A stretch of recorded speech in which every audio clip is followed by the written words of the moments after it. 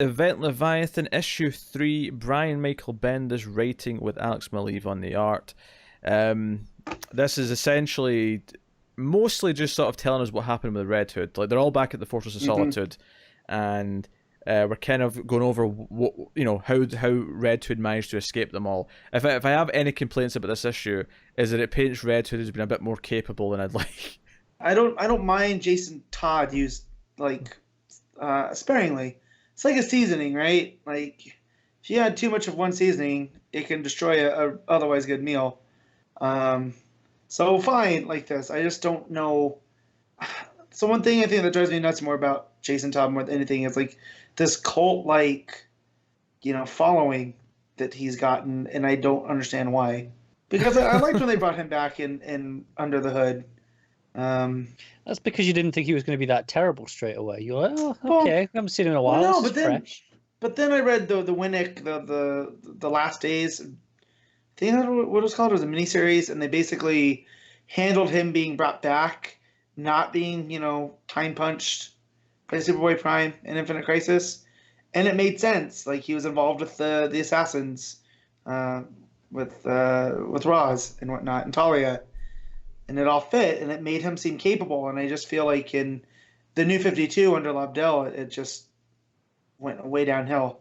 Yeah, I love So how the front cover says "Who is under the Red Hood?" question yeah. mark, and I'm like, well, it's Jason. It's Jason Todd's under the Red Hood, and I get what they're going for here because Mhm. Prometheus, not Prometheus, Leviathan kind Yeah. of has a Red Hood as well, so they're Yeah. going for a bit of a pun here. But it just made me go, well, it's Jason Todd. We know it's Jason. Yeah. There's no mystery here. Come on. Yeah. But this was a really action packed issue so far. The last couple have been real like story focused. This one had a lot more action sequences in it. Yeah, but once it cut back to the fight and them chasing Jason, it was a very quick read because a lot of that was just Green Arrow firing arrows at him, Manhunter trying to like dodge things and so on and so on.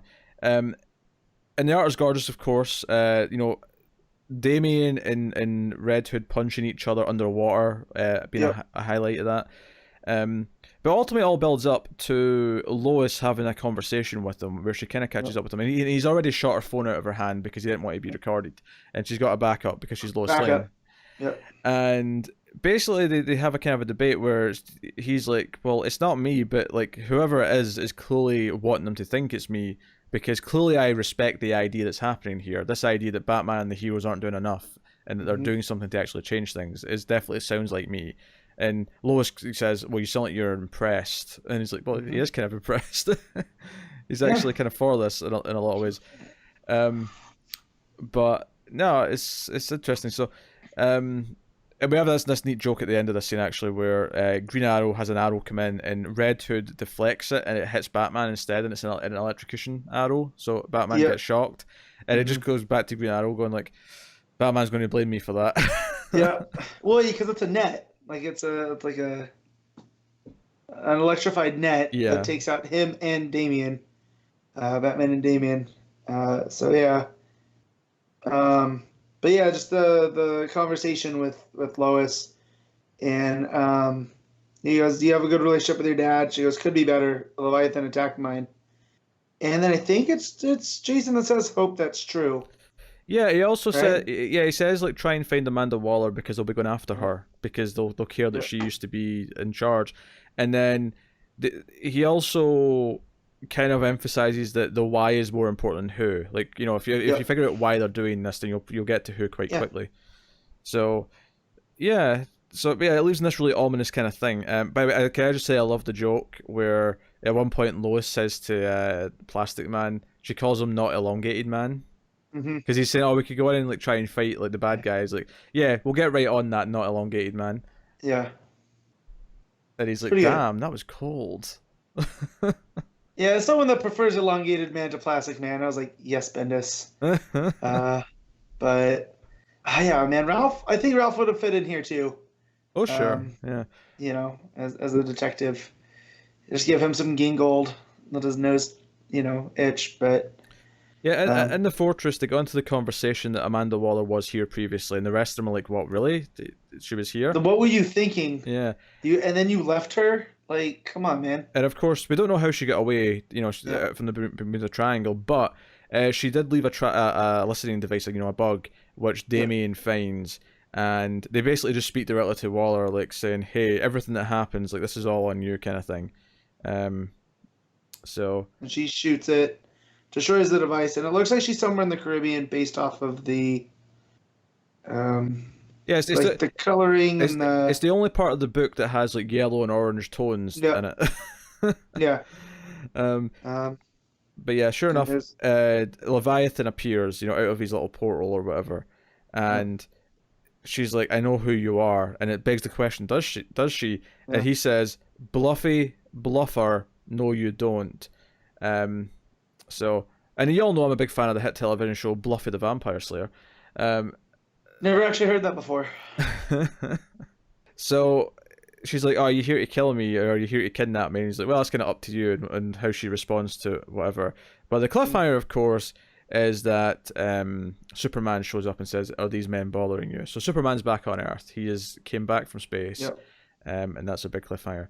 I think what's interesting about this to me, now that we're 3 issues into this series, is that it's clearly just building up to kind of explaining who Leviathan is and why. I don't get the feeling that the Leviathan plot is going to be over at the end of this story. No, because I definitely feel like whatever Leviathan ends up, I feel like this is a backdoor to something else with all these pieces in place, and it feels very much like Checkmate. So I don't know, maybe if Checkmate rises back up to go against Leviathan because they realize they need their own. But yeah, I love Superman showing up there at the end, and the way that he draws him. Just, oh man, it looks great. Oh, that's great. So here's a question. So he says to Waller, Leviathan, he says, "We thought you were going to offer me one of your mother boxes." And I couldn't decide if he was saying that just to say that's what he'd expect her to do to try and get out of this, or he actually wants one. Like, I'm not sure how to take it. I don't know why he would want a mother box when he already has this teleportation tech, it looks like. You know what I mean? Because when he shows up, that's another cool scene. Is she's on this, desolated, part of town, wherever she's at, and it's all yellow and orange, and then there's this flash of blue, right? And he's just there, and then as he's talking, the rest, you get Leviathan troops just come up, and it looks real cool. So I don't know. I would say it was definitely more the first. Sure. Why would you want a mother box? I mean, could add to the mystery. I mean, who knows what he's cooking up. But no, yeah, the issue flowed as well as the previous ones have. It was such a quick read for me. It feels like it's really poking at who this is, because it says something. What does War say to him when she says she knows who he is? She says, "I know you're a con artist." So I'm trying to piece. Yeah, like who's this con artist? Because I was thinking that it's Roy, but Roy's not really a con artist. yeah, I mean, this is definitely going to be someone we know, and it's probably going to end up being someone we think of as a good guy. Yeah. Yeah, which again, once we know that they were teleporting them out and they weren't like just murdering senseless people and acts of bombings and whatnot, then yeah, it definitely seems more about almost leveling the playing field, So yeah, I don't know.